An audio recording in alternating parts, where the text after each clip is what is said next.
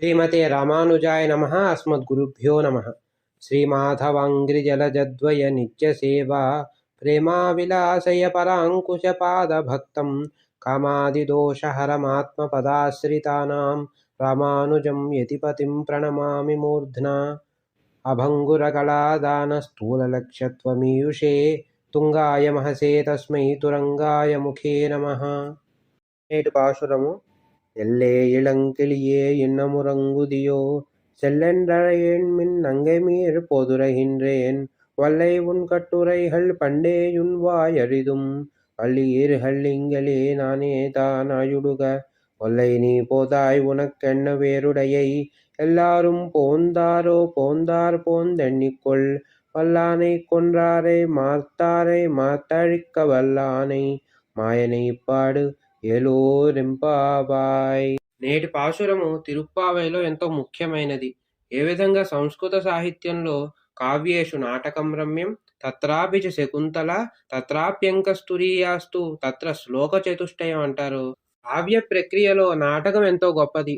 అందున కాళిదాసకృతమైన అభిజ్ఞాన శాకుంతలము, వాటిలోనూ చతుర్థ అంకములో ఉండే 4 శ్లోకములు యాస్య త్యజ్య శకుంతలేతి హృదయం సంస్పృష్టముత్కంఠయ మొదలైన 4 శ్లోకములు. అలాగే వేద సారములు 4000 దివ్య ప్రబంధములైతే వాటి యొక్క సారము తిరుప్పావై. అందున తిరుప్పావై యొక్క సారము నేటి పాశురము. అందుకే మన పూర్వాచార్యులు ఈ పాశురాన్ని తిరుప్పావై ఆహిరదు ఈ పాట్టు అంటారు. గోదాదేవి ఏం చెప్పినది నేటి పాశురంలో అంటే, అందరు గోపికలని పిళ్ళాయ్ పెయ్పెಣ್ಣే కోదుకలముడయ పావాయ్ மாமான் மகளே சுவர்க்கும் புகுகின்ற అమ్మనాయ్ కోవలర్ధం పోర్కొడి నచ్చల్వన్ తంగాయ్ పోదరిక్ కన్నినాయ్ మరియు నిన్నటి పాశురంలోని గోపికైన నావుడయాయ్.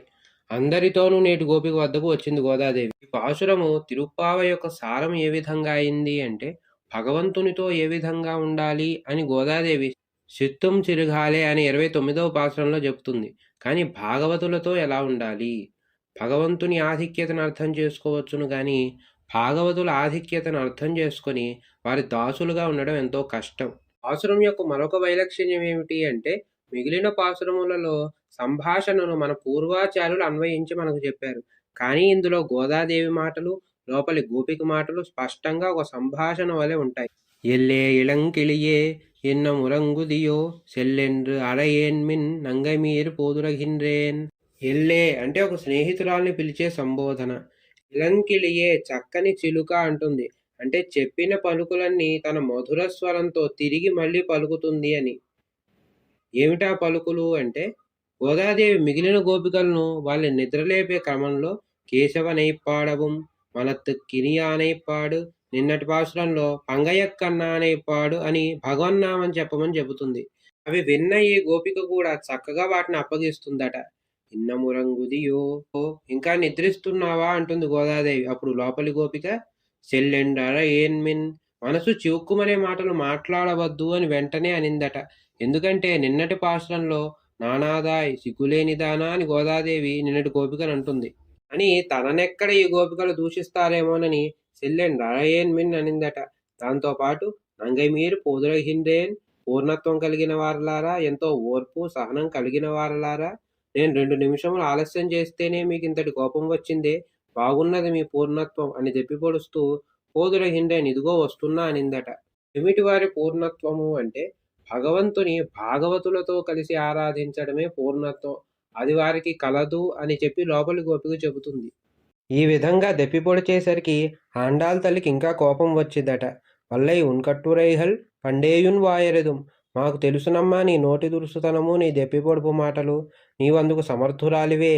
నీ తప్పును కప్పిపుచ్చి ఎదుటివారిని దోషులు చేసే గుణం నీకు ఉన్నదని మాకు తెలుసులే అని అనిందట గోదాదేవి. దానికి లోపలి గోపిక వల్లీరిహళ్ళింగలే, మీరే సమర్థుల్లే, మీరే నన్ను బద్ధకస్తురాలని గోష్ఠిలో చేరలేదని అంటున్నారు, ఎదుటివారిని దూషించే సమర్థత మీకే ఉన్నది అని ఈమె తిప్పిపొడిచిందట. కానీ ఈ విధంగా మాట్లాడుట భాగవత లక్షణం కాదు. మరి ఏమిటి భాగవత లక్షణము అంటే, పరస్పర నీచ భావము. మరొక భాగవతుని కంటే నేను తక్కువ అని భావించుట, మన దోషము లేకున్నా మనం దాన్ని అంగీకరించుటే భాగవతుల యొక్క లక్షణము. గోదాదేవి ఇంకా వాదమును పెంచుటకు ఇష్టం లేక ఒక గొప్ప మాటను చెబుతుంది. నానేదా నాయుడుగా, నాదే తప్పులే, నాదే దోషము అనిందట. మనం నిత్యం తిరువారాధనలో చెబుతాం, నా ధర్మనిష్టోస్మి నా చాత్మవేది నా భక్తిమాస్త్వచ్చరణారవిందే. నేను ధర్మనిష్ఠుని కాను, ఆత్మజ్ఞానము లేదు, నీ పాదములందు భక్తి కూడా పూర్ణముగా లేదు అని భావిస్తాం. దీనికి చక్కని ఐతిహ్యం చెబుతారు పెద్దలు. పరాశర భట్టర్ వారి కాలంలో ఒక పండితుడు ఉండేవాడు.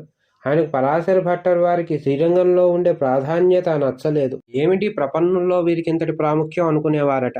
భట్టర్ వారు శ్రీరంగంలో కైంకర్యం చేయడానికి వచ్చారు. శ్రీ పరాశర భట్టార్య శ్రీరంగేశ పురోహిత అని కదా వారి కార్యము.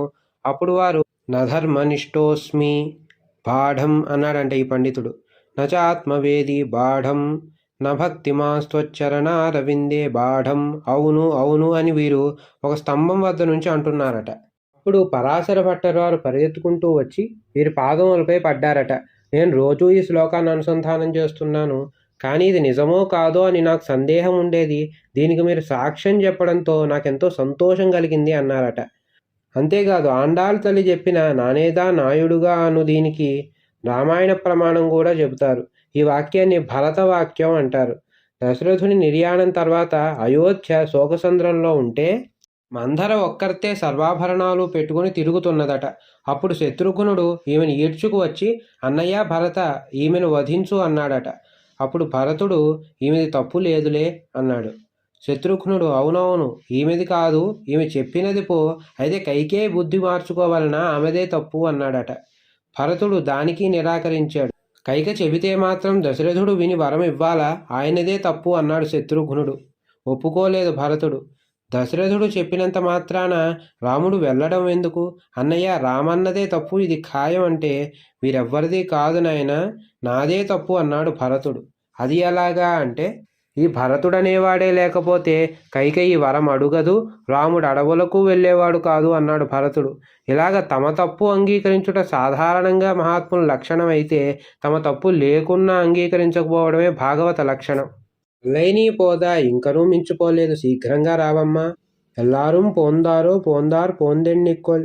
అందరూ వచ్చారు, నీవు తప్ప, కావాలంటే వచ్చి లెక్క పెట్టుకో అనింది గోదాదేవి. వల్లానై కొండ్రారై మాత్తారై మా తழிక్క వల్లానై. వల్లానై అంటే ఇక్కడ రెండు అర్థములు. బలమైన ఏనుగని, సమర్థుడని. బలమైన ఏనుగును వధించినవాడు వల్లానై కొండ్రారై. ఎప్పుడు వధించాడు కృష్ణుడు అంటే, కంసుడు కృష్ణుని బలరాముని చంపాలనుకొని కువలయాపీడము అనే ఏనుగును పంపించాడు. ఏనుగు మాలవేయుటకు వచ్చి కృష్ణుని గాయపరచడానికి ప్రయత్నించింది. కృష్ణుడు ఊరుకుంటాడా? దాన్ని వధించాడు. ఇక్కడ మదపుటేనుగు అంటే మనలోని అహంకారము. నీది తప్పు నాది తప్పు అని మనం వాదించుకోవడానికి కారణమైన అహమనే మదమును మాత్త అழிక్క వల్లానై, ఆ మదమును అనిచే సమర్థుడు ఆయన ఉన్నాడు. అటువంటి మాయనై పాడేలో రింపాబాయ్, అటువంటి ఆశ్చర్య చేస్తుని మనం కీర్తిద్దాము అని ఈ చివరి గోపికను కూడా గోదాదేవి తమ గోష్ఠిలో చేర్చుకుంది. అటువంటి గోదాదేవికి నమస్కరిస్తూ మాదృశ కించనత్రాణ బద్ధ కంకణపాణయే విష్ణుచిత్తదనూజాయే గోదాయే నిత్యమంగళం. ఆండాళ్ దివ్య తిరువడిகளே శరణం.